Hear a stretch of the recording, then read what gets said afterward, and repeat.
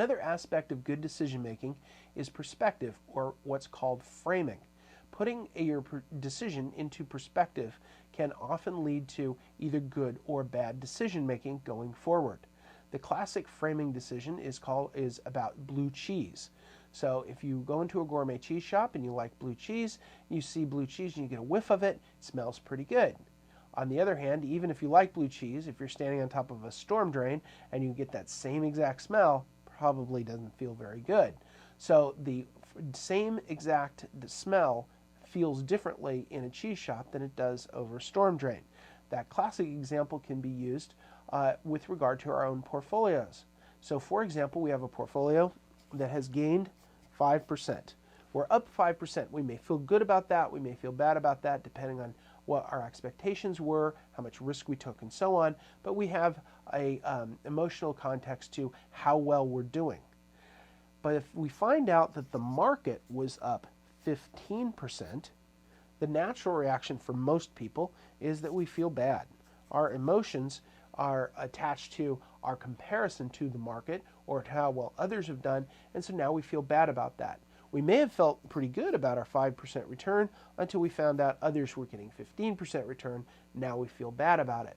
Well, the emotional attachment to our returns can impact our future decision making.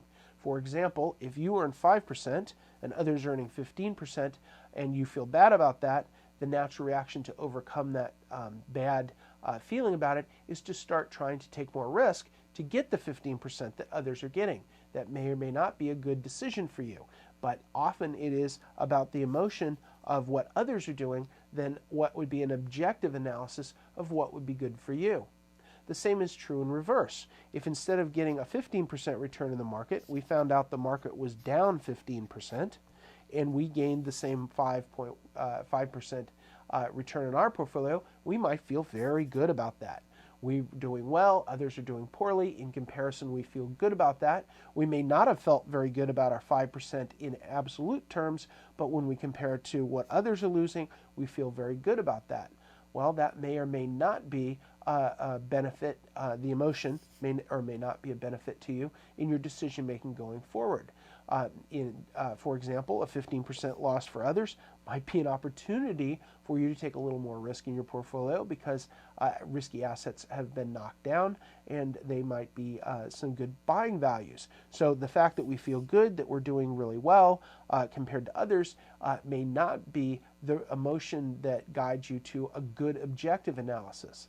So what we should do is look at information such as a 15% market move either up or down and analyze it in comparison to ours, not to get an emotional attachment to either we're doing good or doing bad, but to understand the difference between why we got this return than they got this return.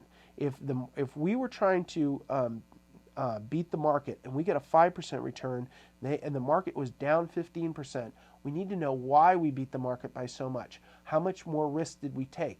Why was there such a difference? Same thing's true if the market goes up. Why did we not get the market return?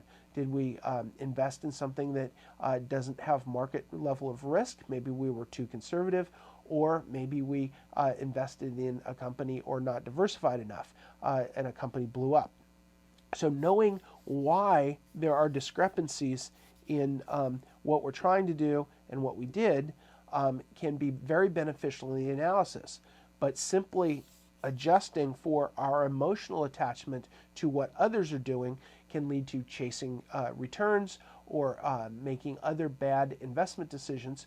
So the way we look at the decision, and the more objective, the better decisions we'll make.